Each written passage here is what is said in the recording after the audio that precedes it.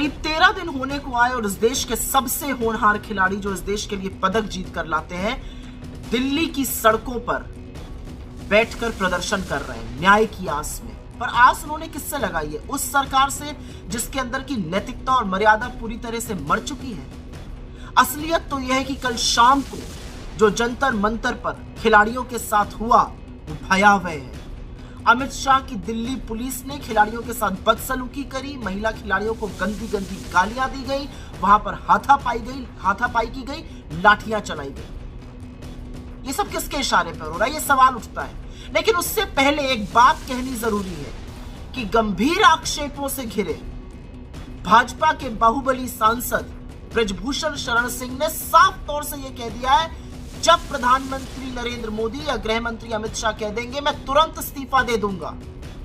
तो आज सवाल यह है कि प्रधानमंत्री किस चीज का इंतजार कर रहे हैं, कौन से मुहूर्त का इंतजार कर रहे हैं? क्योंकि उनको तो ये सब बातें 2021 से पता है, क्योंकि विनेश फोगट ने, जिनको वो घर की लड़की कहते हैं, उसने जाके खुद इनको बताई है। और अब ये भयावह स्थिति देखकर भी आप चुप बने बैठे रहिएगा मोदी जी? आज सवाल इस बात का है, आज सवाल इस बात का है कि क्या आप अपनी चुप्पी तोड़िएगा और किस मुंह से आप कर्नाटका आकर यहां पर नारी शक्ति की बात करते हैं जब देश की बेटियों के साथ बदसलूकी हो रही है। लेकिन इस पूरे प्रकरण में बहुत सारे चेहरे बेनकाब हुए। मैं पहली बात करना चाहती हूं इस देश के गृह मंत्री अमित शाह की। अमित शाह की दिल्ली पुलिस की असलियत यह है कि उन्होंने एफआईआर ही लॉन्च नहीं करी तब तक जब तक सुप्रीम कोर्ट ने निर्देश नहीं दिया।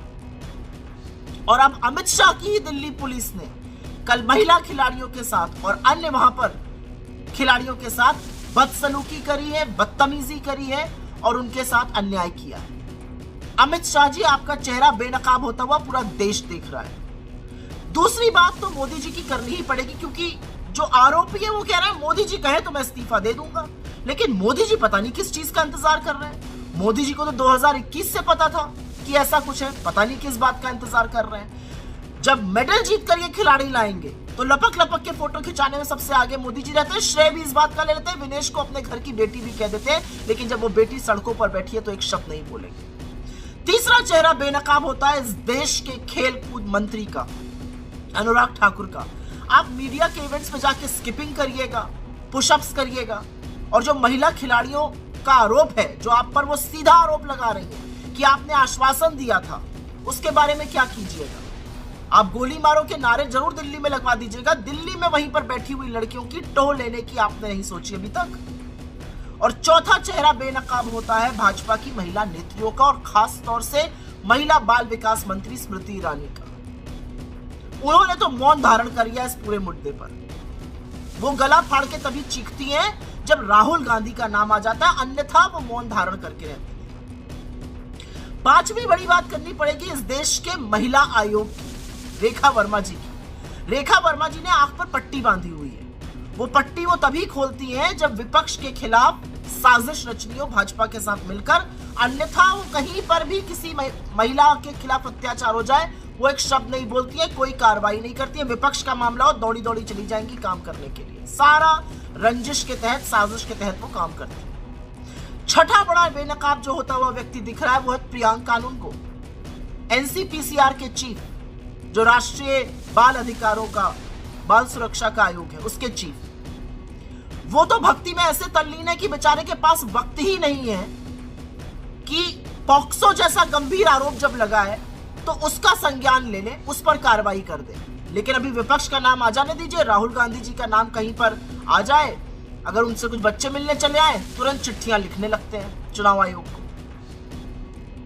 सातवां बड़ा बेनकाब, और इससे मुझे थोड़ा दुख होता है, वो बड़े बड़े खिलाड़ी, वो नामी गिरामी सितारे हैं जो बड़े मुखरित होते थे, जो खूब बोलते थे।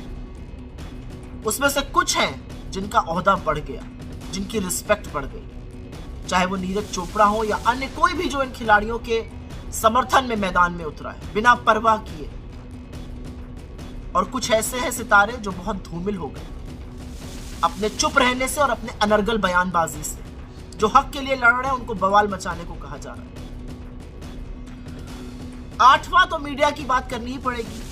दयनीय स्थिति है मीडिया की, बेचारों को समझ ही में नहीं आ रहा है क्या करें। अब खिलाड़ियों के पक्ष में तो बोलना ही पड़ेगा, इतना प्रेशर है जनता का। ब्रजभूषण सिंह से भी सवाल किए जा रहे हैं, लेकिन मजाल है कि अमित शाह की दिल्ली पुलिस और अमित शाह से पहले दिल्ली पुलिस के रवैये पर सवाल करें या प्रधानमंत्री की चुप्पी पर सवाल करें, क्योंकि ब्रजभूषण शरण सिंह कहते हैं प्रधानमंत्री बोल दे मैं इस्तीफा दे दूंगा। मजाल है एक सवाल किया जाए कि प्रधानमंत्री क्यों नहीं बोल रहे हैं, हर बार संरक्षण आरोपी को ही क्यों देते हैं प्रधानमंत्री और गृह मंत्री, वो सवाल नहीं कर सकते। लेकिन असलियत यह है कि अब जो गेंद है ना वो ब्रजभूषण शरण सिंह ने आपके पाले में डाल दी है मोदी जी, ये कहकर कि जब आप कहिएगा या गृह मंत्री कहेंगे तो वो रिजाइन कर देंगे। तो आप किस बात का इंतजार कर रहे हैं? क्योंकि ये देश देख रहा है कि न्याय और अन्याय के बीच की दहलीज में अब आप खड़े हुए हैं। आप क्या करिएगा वो बताएगा कि इस देश की बेटियों की रत्ती भर भी आपको फिक्र है कि नहीं। 13 दिन से ऊपर होने को आ गए। वो सुशोभित खिलाड़ी जो इस देश का गौरव बढ़ाते हैं, जो बड़े बड़ों को पटखनी दे देते हैं, जो लोगों को चारों खाने चित्त कर देते हैं, आंसुओं से रो रहे हैं। न्याय और अन्याय के बीच की इस दहलीज में अब आप खड़े हैं, क्या कीजिएगा मोदी जी?